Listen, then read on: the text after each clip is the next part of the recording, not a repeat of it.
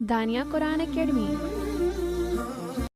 یہ قرآن وہ رستہ دکھاتا ہے جو سب سے سیدھا ہے، اور مومنوں کو جو نیک عمل کرتے ہیں بشارت دیتا ہے کہ ان کے لیے اجر عظیم ہے۔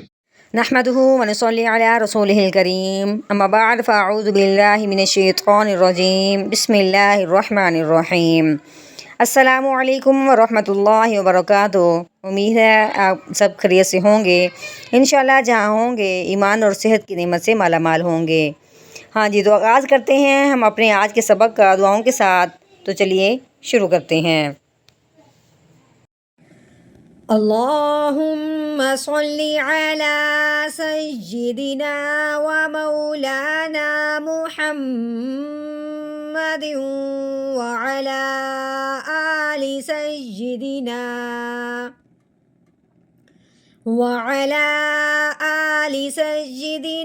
و مولانا محمد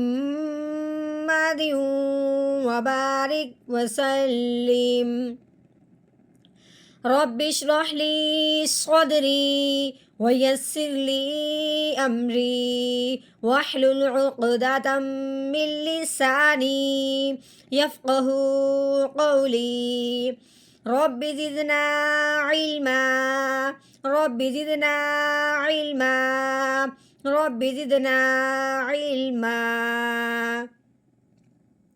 اعوذ باللہ من الشیطان الرجیم بسم اللہ الرحمن الرحیم۔ علمت نفس ما احضرت۔ علمت، عین متحرک ہے، عین کے اوپر زبر لگی ہوئی ہے، لام کے نیچے بھی زیر ہے، میم کے اوپر زبر ہے، یعنی کہ عین لام میم تینوں متحرک ہیں، تا ساکن ہے، تا کے اوپر جزم آنے کی وجہ سے تا ساکن ہو گیا۔ اب ہم نے کیا کرنا ہے؟ عین زبر ع، لام زیر لی، علی، میم تا زبر مد، علیمت۔ آگے نفسم، نف کیسے؟ نون متحرک ہے، فا ساکن ہے، نون کو فا ساکن کے ساتھ ملاتے ہوئے نون فا زبر نف، سین کے اوپر تنوین آ گئی ہے۔ اب آگے دیکھا ہے تو میم مشدد ہے، اب ہم نے کیا کرنا ہے؟ سین کو میم مشدد کے ساتھ ملاتے ہوئے ایک الف کے برابر لمبا غنہ کرنا ہے، جو کیسے پڑھیں گے؟ سین میم دو پیش سم، نفسم، میم کے اوپر زبر ہے، آگے کیا ہے؟ الف ہے، الف سے پہلے حرف پہ زبر آ جائے تو اس الف کو ایک الف کے برابر لمبا کیا جاتا ہے۔ اب ہم نے میم کو الف کے ساتھ ملاتے ہوئے کیسے پڑھنا تھا؟ میم الف زبر ما، لیکن اس کے اوپر کیا آگی؟ مد، مد آنے کی وجہ سے اب ہم نے میم کو تین الف کے برابر لمبا کرنا ہے، ٹھیک ہے؟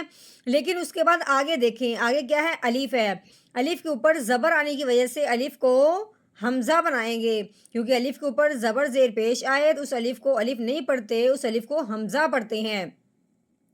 ہاں جی، اب یہ حمزہ ہے، ٹھیک ہے؟ اب مد کے فوراً بعد کیا آ گیا؟ حمزہ، لیکن یہ مد کے اسی کلمہ میں نہیں آیا بلکہ اگلے کلمہ میں آیا ہے، یعنی کہ ان دونوں میں ہلکا سا فاصلہ ہو گیا ہے، لیکن درمیان میں کوئی اور حرف نہیں آیا۔ فاصلہ ہونے کی وجہ سے اس مد کا نام ہو جائے گا مد منفصل، فاصلے والی مد، یعنی کہ مد کے فوراً بعد اگر حمزہ آ جائے اسی کلمہ میں تو وہ مد متصل ہوتا ہے، ملا ہوا ہونا۔ اگر اگلے کلمہ میں حمزہ ہو تو اس کا نام ہوتا ہے مد منفصل، یہ تب نام ہوتا ہے جب درمیان میں کوئی اور حرف نہ آئے، ٹھیک ہے؟ اب مد کے فوراً بعد صرف حمزہ ہی آیا ہے، لیکن یہ اگلے کلمہ کے شروع میں آ گیا ہے، جس کی وجہ سے اس کا نام مد منفصل ہو گیا۔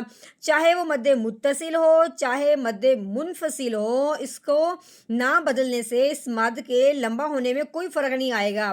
اس حمزہ کے آنے کی وجہ سے اس مد کو ہم نے 4 الف کے برابر لمبا کرنا ہے، ٹھیک ہے، پہلے ہم نے 3 الف کے برابر لمبا کرنا تھا، لیکن آگے حمزہ آنے کی وجہ سے یہ ماد 4 الف کے برابر لمبی کی جائے گی.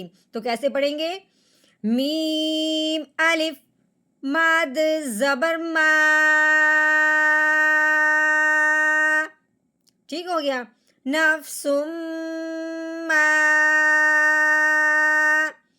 حمزہ ہا زبر اح. حمزہ متحرک ہے، ہا ساکن ہے، حمزہ کو ہا ساکن کے ساتھ ملائیں گے. اگر غود نرمی والا حرف ہے، اس کو زا کے بعد بالکل نہیں نکالنی. آگے اس کے اوپر زبر ہے، غود زبر رو. اح رو. رو متحرک ہے، رو کے اوپر زبر ہے، آگے تا ساکن ہے. اب رو متحرک کو تا ساکن کے ساتھ ملائیں گے تو کیسے پڑھیں گے؟ رو تا زبر رات. اح رات. ٹھیک ہو گیا. اب یہاں پہ کیا ہے؟ گول دائرہ ہے. اس گول دائرے کو کیا کہتے ہیں؟ وقف کہتے ہیں. وقف کی صورت میں آخر والے حرف کو ساکن کرتے ہیں اگر وہ ساکن نہ ہو. اگر وہ ساکن ہو پہلے سے ہی تو پھر وقف کی صورت میں اس میں کوئی فرق نہیں آئے گا، وہ ویسے کا ویسے ہی رہے گا. ہم نے کیسے پڑھا ہے؟ احضرات. آگے وقف احضرات. اپنی آواز اپنا لہجہ تھوڑا سا نیچے کی طرف لے کے آئیں گے، جس سے معلوم ہو جائے گا کہ بات یہاں پہ مکمل ہو گئی. علمت نفس ما